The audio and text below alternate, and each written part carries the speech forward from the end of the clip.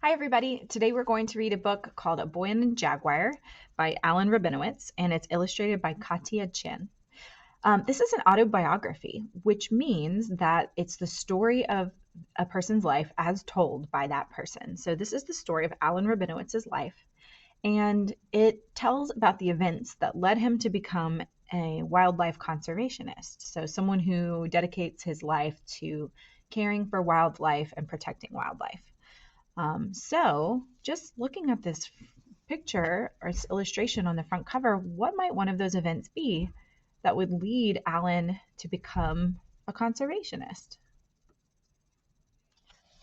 So sometimes when we read books to you all, we might read the dedication or we might skip it, but I think this one is especially important. You can see that Alan Rabinowitz did a dedication, and the illustrator also dedicated this book to some people. So let's read. It says, "To all those who have found their voice and who use it to speak for others in need." And then the illustrator says this book is for the many teachers in my life who helped me find my voice. So both of them mention finding your voice. As we read, I want you to think about those dedications and how they relate to the story. I'm standing in the great cat house at the Bronx Zoo. Why is this jaguar kept in a bare room? I wonder. I lean toward my favorite animal and whisper to her. What are you doing? My father asks. I try to explain, but my mouth freezes, just as I knew it would. I am a stutterer. If I try to push words out, my head and body shake uncontrollably. The teachers at school put me in a class for disturbed children. He's not disturbed, my parents say. We're sorry, the teachers answer, but whenever he tries to speak, he disrupts the class. The teachers think I'm broken. Am I? So what have we learned about Alan? We've learned that he stutters. So it is difficult for him to speak sometimes. Broken, that's a pretty strong word. But I can do two things without stuttering. One is sing, only I can't sing well, and the other is talk to animals. Every day I come home from class and go straight to the closet in my room. I bring out my pets, a hamster, a gerbil, a green turtle, a chameleon, and a garter snake. I close the door and talk to them without stuttering. I tell them my dreams. I tell them that I want to be able to speak like everyone else. I know that my pets listen and understand. Animals can't get the words out, just as I can't get the words out. So people ignore or misunderstand or hurt them the same way people ignore or misunderstand or hurt me. I make a promise to my pets. I promise that if I can ever find my voice, I will be their voice and keep them from harm.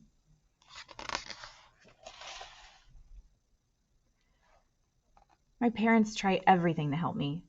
Doctor after doctor, medicine, and hypnosis. Nothing works.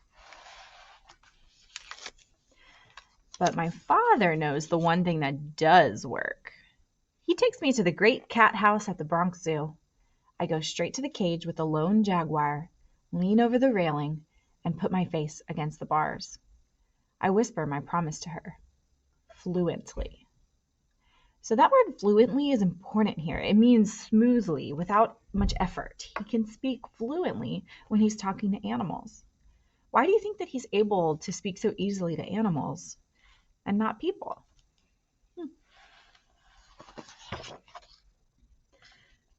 I get through school by learning tricks that stutterers learn. I learn when not to speak, when to avoid situations, and when to just not be around people.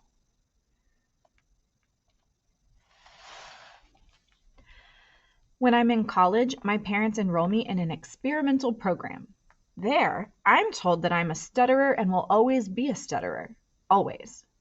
But the teacher tells me that if I work hard, I can be a completely fluent stutterer. I think about how my mouth moves and airflow, and for the first time in years, I can speak without stuttering.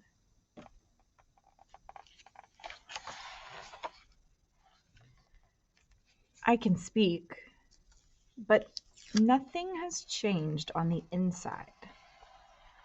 I still feel broken. So do you remember from the beginning of the book when that word broken was used? His teachers, when he was a kid, said that he was broken. What are you thinking now? Why do you think he still feels this way?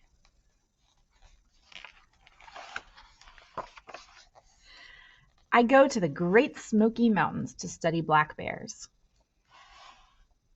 Alone in the forest with the animals, I am at home.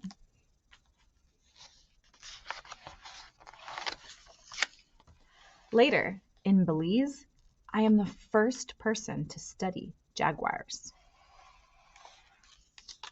The jungle makes me feel more alive than I have ever felt. So what changes have we noticed in Alan? He went from feeling broken to being in the wilderness and in the wild, studying animals, and it sounds to me like he is becoming pretty confident. He's telling us something really special and unique about himself. He's the first person to study jaguars, and he says he feels more alive than he's ever felt. He's starting to find his place. I learned how to follow and capture jaguars for study before releasing them back into the wild. I am happy. But as fast as I catch jaguars and gather information to help them, hunters are killing them. They fear the animals and prize their bodies as trophies. Wow. I need to get more areas protected for the jaguars. I want to keep the promise I made to the pets in my closet. I have a voice now to speak for animals. So remember at the beginning, he promised his pets if he found his voice, he would speak up since the animals couldn't speak for themselves.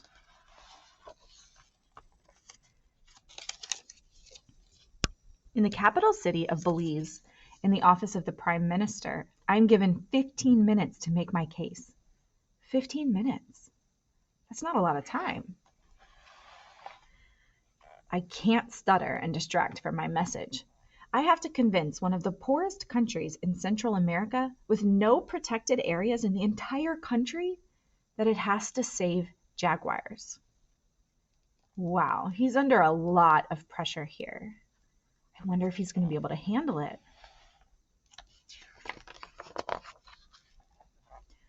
Later that day, the Prime Minister votes to set up the world's first and only jaguar preserve. So was he successful? It sounds like he was. So this word preserve means it's a place where jaguars can live, and it would be illegal to hunt them. They'd be in a safe place. It's a habitat for them that's protected. Back in the jungle, I know all the jaguars in the study area from their tracks. But one day, I come across a completely new track, the biggest male jaguar tracks I have ever seen. I follow the prints for hours. Not wanting to be caught in the jungle at night without a flashlight, I turn around to go back to camp. There, right behind me, is the jaguar. He must have been following me.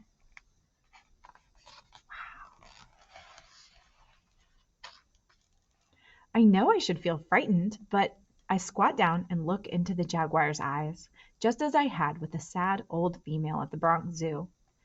But this animal isn't sad. In this animal's eyes are strength and power and sureness of purpose.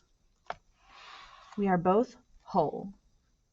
We are both at home.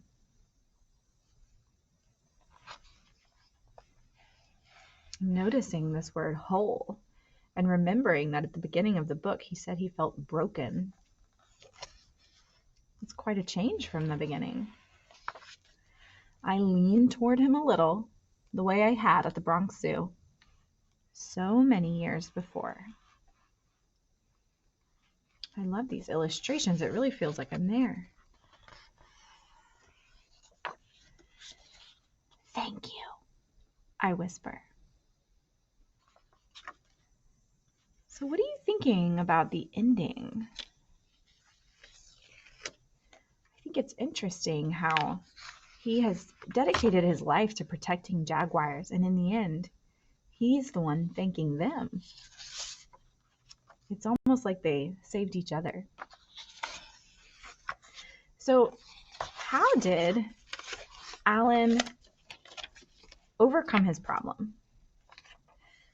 So he learned how to speak without stuttering through a lot of practice at college.